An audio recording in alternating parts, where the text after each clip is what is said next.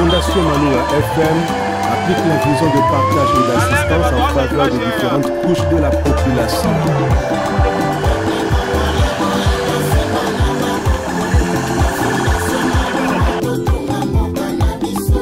Fondation Maloua, Fondation Ezali, Fondation Maloua, Osalisa ba Congolais. Moto ya mayele pe ya bwania ya lingaka mboka na ye. Maître Maloua bili totombeli yo longonya. Yo netete ya malili ya ba Congolais. Kasungaka pona kate. Ernest Mobimba tozali nsima na yo. Fondation Maloua espoir na Congolais. Maître Congolais boya tosima na maboko.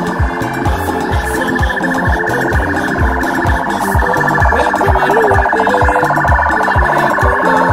président fondateur de la Fondation Maloua.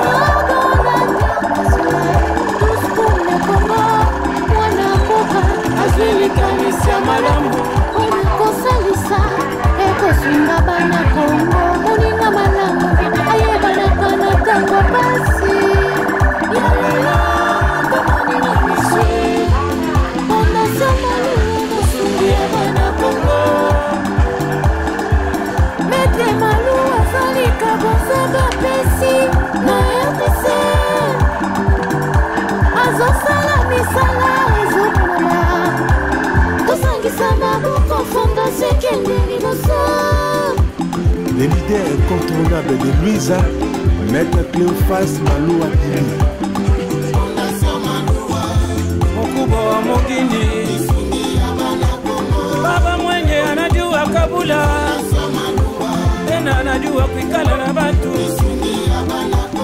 Leto sadisa mitetu kwela.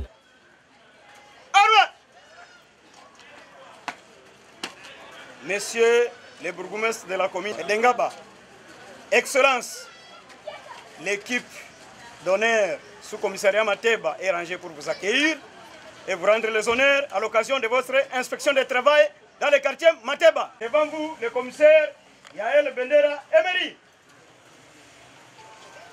À vos ordres. Oui. Armo, yeah.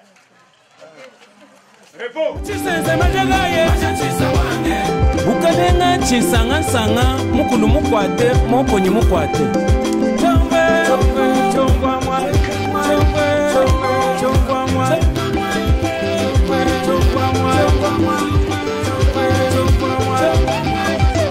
Tamila imutu mutu mukujima wenya zambe bwa kutubweje mubuloba bulaya.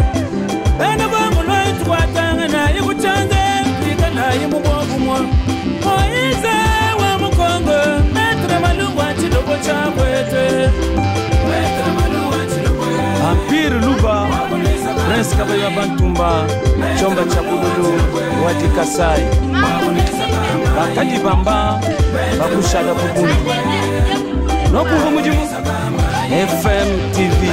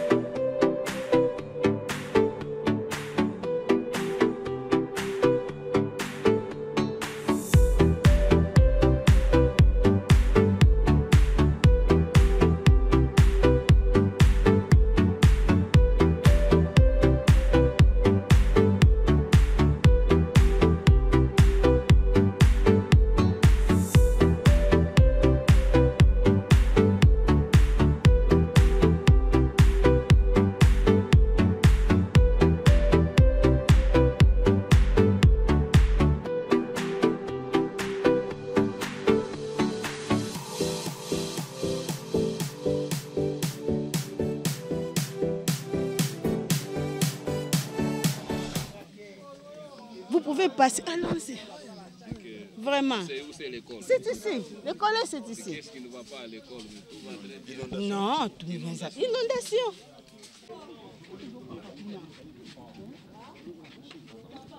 Lac Saint-Laurent. Donc, Maï Nangaï,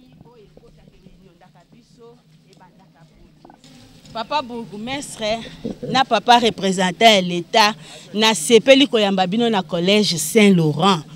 Na ko sepela kolobana lingala pour peuple congolais nyonso eyoka.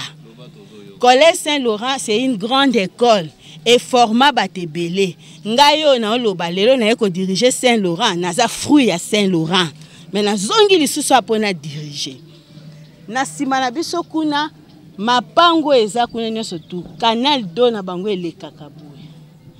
Miru wana siko soki mai etondi epesaka mai nango ekoti na porte ya ici ya secours moko ezalaka kuna. Mai nyonso tu komona etondi ba salle de classe nyonso tu inondé. Le jeudi tango mbule beti to longwa à 20h. Allez-y comprendre. Na mai mbule beti ezaki biso 16h. Moi to ki mezate to vandi kaka. Moi ko nanje zate. So pour le biba na Congo to dindisa bango na mai wana bakisa susu maladie mususu kaka bino. To tondi to vandi ati 20h le temps que mai esila. Porte kuna mai uti kalamu etondi eye nyonso koti na école vraiment ekomaka na mai esika bo uti wana mai wana nyonso yaka omoni mira ba voisin et seda ki ebukani mai nyonso sali nini ekoti na kati ya collège to komi ba sale etondi nde omoni biso tolobi na ba maigre moyen na biso to koyiko kanga maboko te ne fils que sécuriser les salles de classe nde omoni tozo barricade wana yango wana babandi déjà mopanzi wana babandi mopanzi wana soki mbula eye ezala ta na école mais na kata classe etika ekota te pour permettre na bana bastanga pour bana batanga malamu. Alors avec nos maigres moyens tokokoka kosala eloko te nde yango tosala appel na gouvernement et puis na yebi ke nzamba alingaka biso mingi talaka ezaki na makanisi nanga na préparer memo mbala moko na moni bino. Papa ministre za représentant na ye, yo de bourgmestre. Papa ministre peut représentant na ye, bino de bozo représenter chef de l'État. Bataille la biso collège Saint-Laurent, l'unique école conventionnée catholique ya Ngaba yangoyo. Bolela kangaba eza na situation moko ya mabe ke ya bakulu na eza ba makamba mabe. Non, so ibopesi bango esika oyo ke bakoki kotanga malamu, divertissement ezala ya malamu, nyonso ezala ya malamu. Je pense qu'il y a lieu à récupérer bana wana. Ce sont des enfants Congolais, ils méritent mieux. Ngaba mérite mieux. Parce que Ngaba oyo, tobimisi biloko ebele ya malamu. Na collège oyo, tobimisa ba médecin, ba avocat, ba nani na ba nani. Ebele, baza ba fruit ya collège Saint-Laurent. Yango wana nga na beti mbela na nga. Papa, yo mokonzi na biso, tala situation ya école oyo, lukela biso solution. Merci beaucoup. Biso toya pambate, bomoni toza na représentant numéro 1 et chef de l'État. Donc, un modèle à suivre, Tobenga Kaye, Bourgmestre Nabiso, Aimé Francis Lolinga. Toya pambate parce que à travers dynamique Billy Maloua, Oyo Bazali ko s'occuper na makambo assainissement, nde babengisa ki Bourgmestre aya pona ko tala ba problème au lobby awa. Maman, il faut que Dio, il y a gouverneur Daniel Bumba, na Edi Iyele, balança qui coup de poing au Babengi, Kinshasa et Zobonga. Vous voyez bien, non? Oui. Alors, Moussala si Bandaki. Parce que l'objectif, qu'il y ait plus d'inondations, c'est ça. Donc, inondation est cause de la sous-souté, et puis 0 mort. Objectif, il y a Kinshasa et Zobonga yango wana. C'est pourquoi on moni do boye bayango ke Kinshasa et Zobonga ezali slogan te, ezali réalité. Alors, biso moko pe ndenge tozali awa, biso to bana ngaba. Il faut vraiment to pekisa, to yeba pe ko pekisa pe bana na biso babwaka rasusu ba salité te na kati ya biloko to moni wana na kati ya ba caniveau. Au moni par exemple, pont ou à la place de Wouti. Bourmé Saya à plusieurs reprises parce que profondeur ezalaki je crois 3 mètres. Mais tala lelo ndengeza. Cause ya ba matiti oyo tozoke ndoko boaka place wana. Même école il faut pekisa, pas pekisa, ba boaka susu nani matiti place wana te. Mais vous allez déjà rassurer que ndenge bolobi awa les représentants azali awa ya mokonzi mboka, représentants ya gouverneur bourgmestre na biso azoyo kauna matoyi puis comme la gouverneur de la ville. Déjà gouverneur de la ville va disposer déjà de moyens, je crois il y a les engins et bandi musala. So botali bokomona rivière na biso o ba comme na ngo rivière Yolo o to benga Kalamu. So botali banda na pont ya Kizenga kuna. Déjà basi batiaki ba engin et ko mateza tina rond point ezo sala musala wana pona ko tirer. Awa pe lokola représentant chef de l'État yaki pona ko sala constat ensemble na dynamique Maloua na fondateur maître international Maloua lokola boye baki lokola to komi déjà to tima kolo awa vraiment solution kozwa. En tout cas, c'est avec beaucoup de tristesse de constater l'état du quartier parce que c'est un très beau quartier et ça je suis vraiment très triste de voir dans quel état ça se trouve et les inondations. Mais j'aimerais dire une chose, c'est que je suis content d'être dans une école aujourd'hui pour dire une seule chose, Madame la préfète. J'aimerais que dans l'enseignement, que vous touchiez aussi à tout ce qui est environnement. Commencez à montrer à nos enfants qu'on ne doit pas jeter des déchets n'importe où. Qu'on commence là parce que je crois qu'il y a eu un problème dans notre éducation, dans nos mentalités. Les gens considèrent que tout endroit est une poubelle. C'est pour ça qu'on arrive dans des situations comme ça.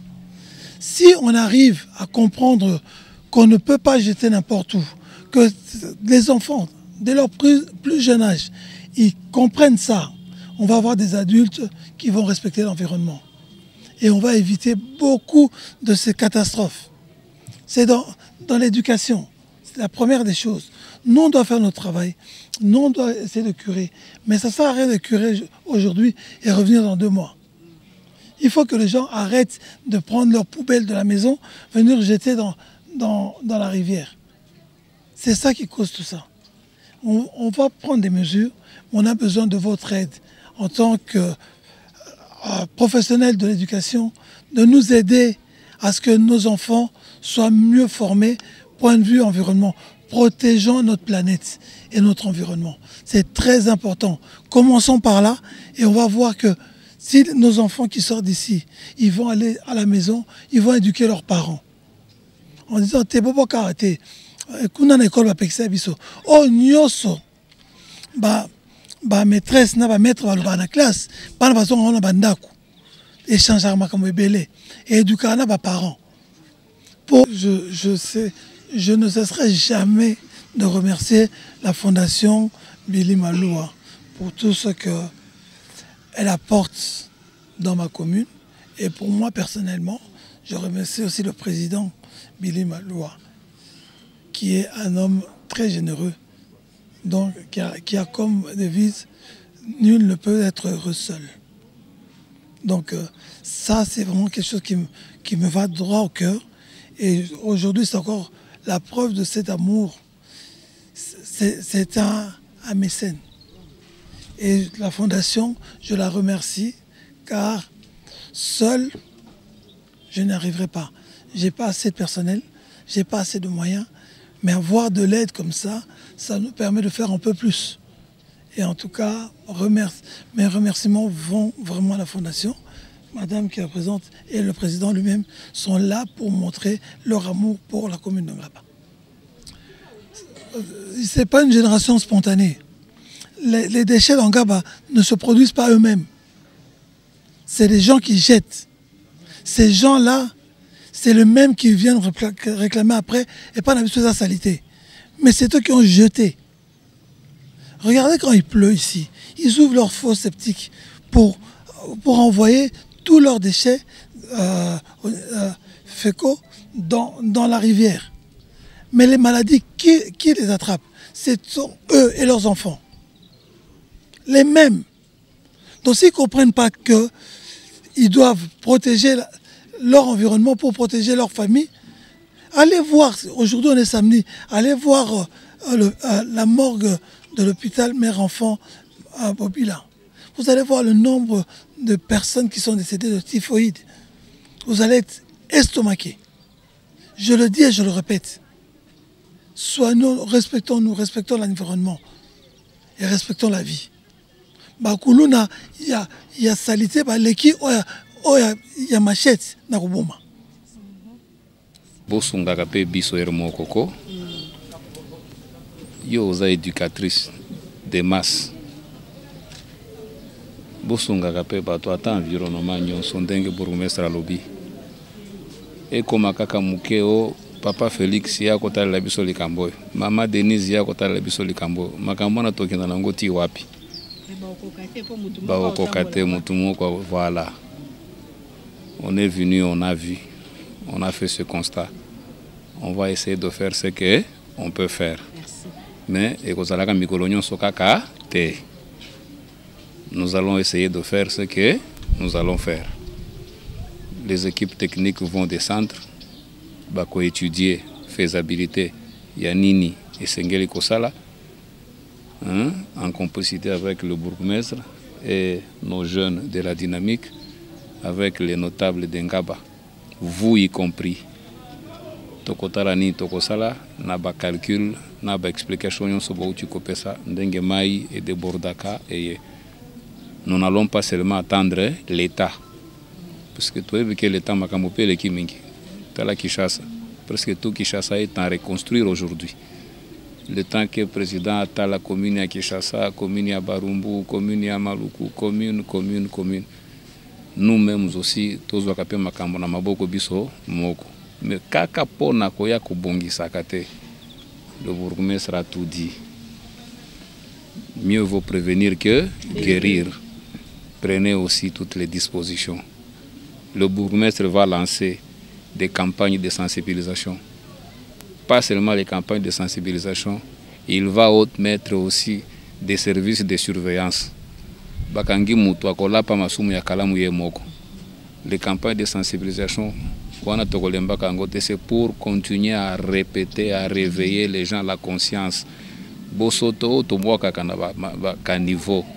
Bosoto to yebaka ko canaliser angote. Na saison sèche, tout ça bien. Mais ceux qui mboulent bandits, par conséquence, voilà, les enfants ne savent plus étudier. Bino mboulent bandits, bino 16 heures dans la classe. Vous vous retrouvez à l'école jusqu'à 20 heures, puisque vous manquez de pirogues pour quitter l'école. Ça veut dire que vous voulez envoyer le bourgmestre à son baba pirogue à l'école. Si Bakose Kabiso qui était en Boka Félix Tshisekedi, comme il n'a pas pirogue dans l'école, on va se retrouver dans le lac Saint-Laurent. Monsieur le bourgmestre, il était le cas qui a baptisé le lac Saint-Laurent. Tout fond la section, monsieur en natation. Non, ça ne doit pas arriver. Nous allons ensemble, avec la notabilité, avec le bourgmestre, avec la fondation et la dynamique, nous allons essayer à notre niveau de voir ce que nous allons faire en attendant que l'État puisse venir faire ce qu'il va faire à son niveau. Mais, Binopé, l'éveil de conscience aussi, le bourgmestre a parlé. N'attendez pas que Kaka bourgmestre a lancé campagne on a éveil de conscience. Déjà, quand il a parlé, c'est déjà un message qu'il a déjà lancé.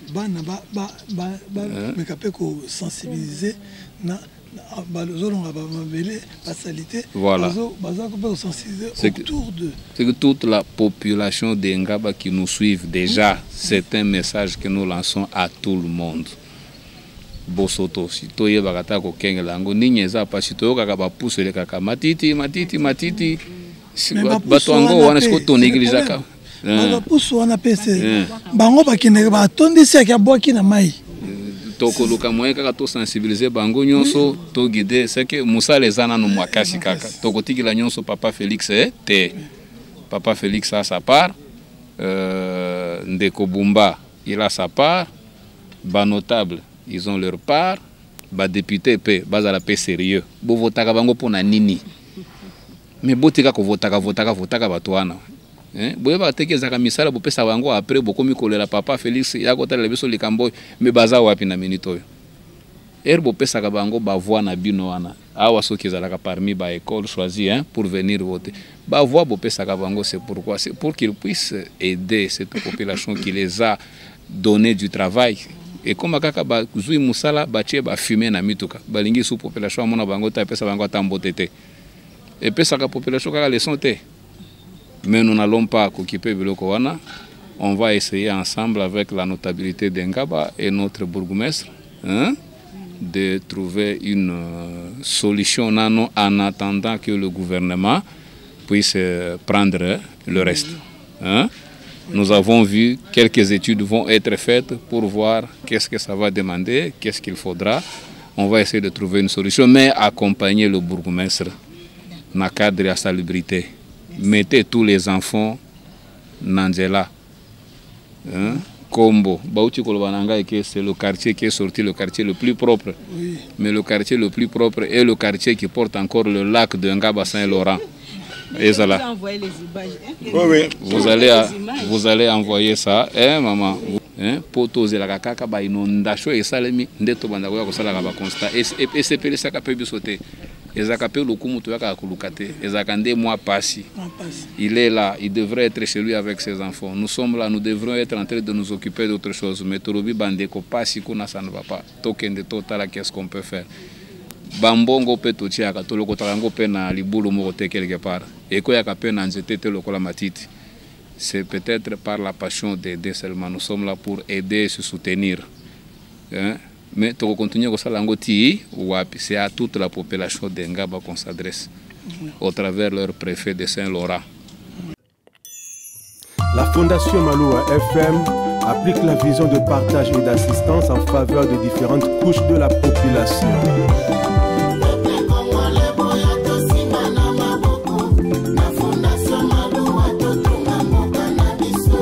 Fondation Maloua, Fondation Ezali, Fondation Maloua, Osalisa ba Congolais. Moto ya mayele pe ya bwania ya lingaka mboka na ye. Maître Maloua bili totombeli longonya. Yone tete ya malili ya ba Congolais. Kasumaka pona kate.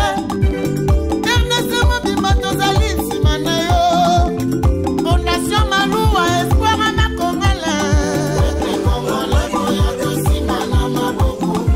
Fondation Maloua, totonga mboka na biso. Maître Maloua, ya Congo, président fondateur, ya Fondation Maloua. Tous pour le Congo, mwana mboka. Azwili kanisa malamu. Kosalisa ekosunga bana Kongo moninga malamu ayebana kana tangwa basi ya lelo to moninga miswe Fondation Maloua mosungi ya bana Kongo. Maître Maloua zalika bonzeba pesi na RDC azosala misala ezomonana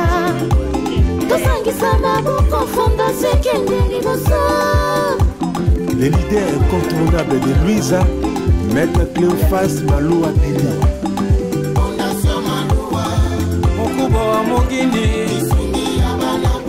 baba mwenye anajua kabula, tena anajua kuikala na batu.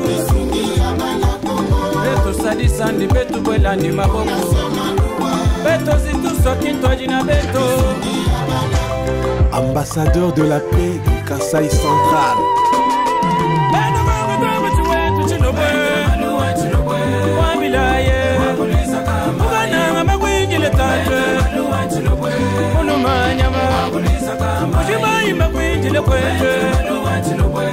Babebishi bisubagala muboyo bazotunga shiko talana maye gutundela bango kuna baye babukinga lupango wana kuna na shima ndakoyo bango batu baboka kengayi awa talanda ko wana batungi pembeni na galamu mayi mwaye kitezate ezongiri ngayi wana tala bilo kunyonzo ebebi ngayi mama veve na zapa shiyaya nazana mwana mobali te kaka bashi mobali atigilaki ngai bana 4 pado atu basali ngai mabe ya natunga kaboyi ngai moko nazange ata mwana mobali soki nabimishe mwazelu na teki awa nazana matanga leki na ngai mwana suka akufa kimukolo aye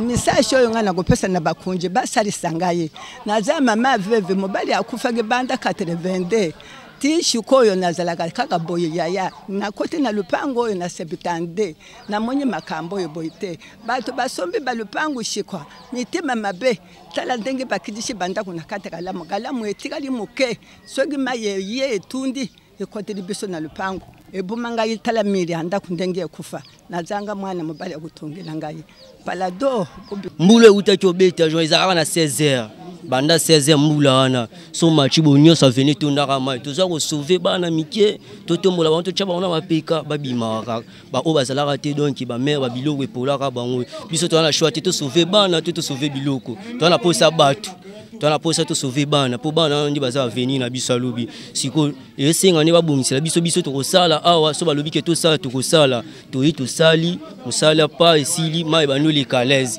biso to ndi mato bano perdre ba vie na vani na veni na waka leki na ngai akufi to leki akingana akufi a rien loko wana biso to sepa na ngote to ngote sengta ba konchi ba ngo amoni place eza de fête bien sûr eza côté na biso peuple mais ba ko arranger ngonyo so ekoleka na ngwalez na pesa wanga conseil ba tshika bo biloko wana et puis ba biloko msusu to bana ti comme de tokyo fongola kuna tokyo kutena ba cantine c'est là wani ke ba biloko msusu ba boaka nga partia likolo population a bien azala ta moni mbule bando beta fula bomba pa 1900 aye ko boaka ngo ka ekindi na sambula tango ikoma place wana mo ekindi za suste ekangami tango zo kanga mama ezo vimba alors population te ba place ko tshena so bombi fula yo bato balika ka boaka matiti pesa e akindi ko boaka ya ko boaka na matiti no awa na maiti mayo eza la place aboa kila matiti te comme créer les biso ba dégâts biso mo suspect to comme kimba na ngodon population boyeba ndini na regarder ba funa bino na bandaku na weba boa kango biso penza mama nazo yebisa yo mbulo yebetaki lendi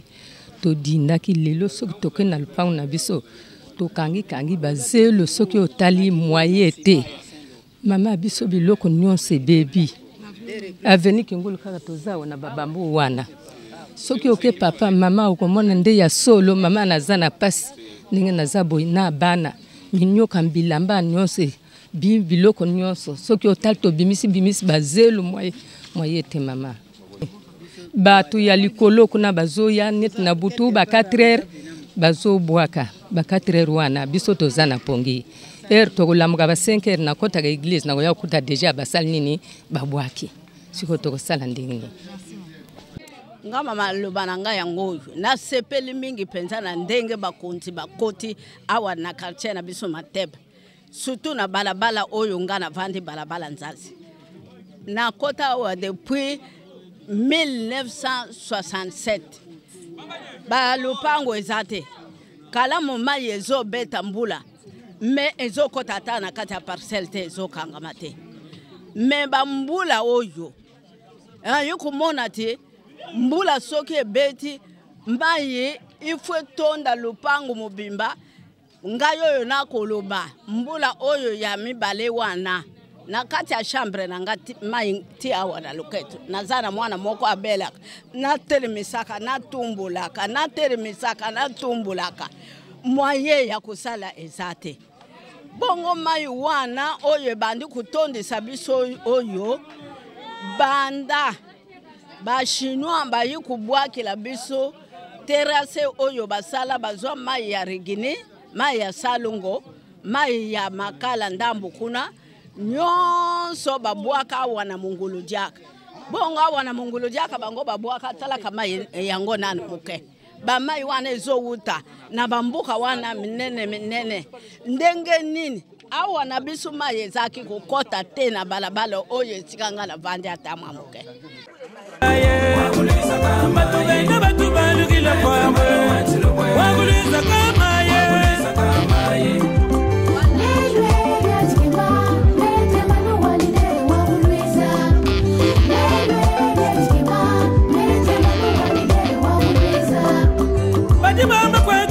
Chigale mwene, wamune mwokwende matunda, maluwa munu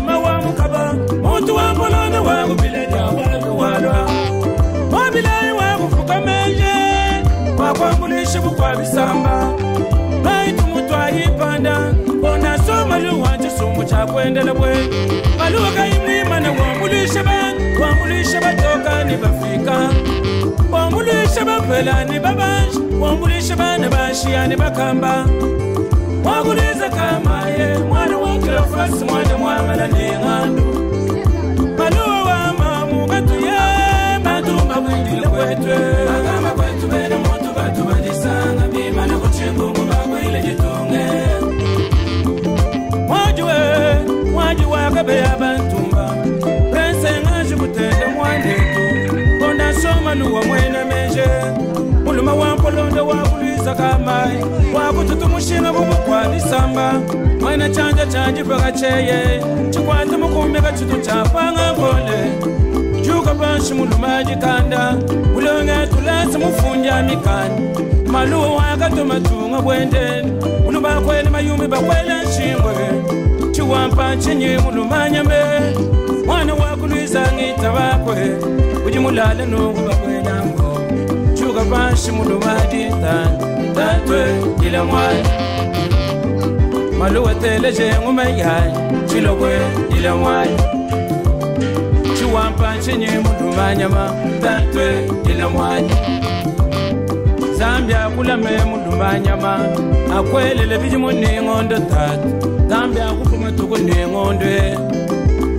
kanya kamusebele kakaleja banene mokulwa tabila wakulwize ila mwana wa mwanda mwangalangi tabakwe maluwe ila mwana wa ngandu teleje ngumayai wakulwize ila maluwe mweze manene mujitunga wibaka tulasa kumwanda bene jani obitale minene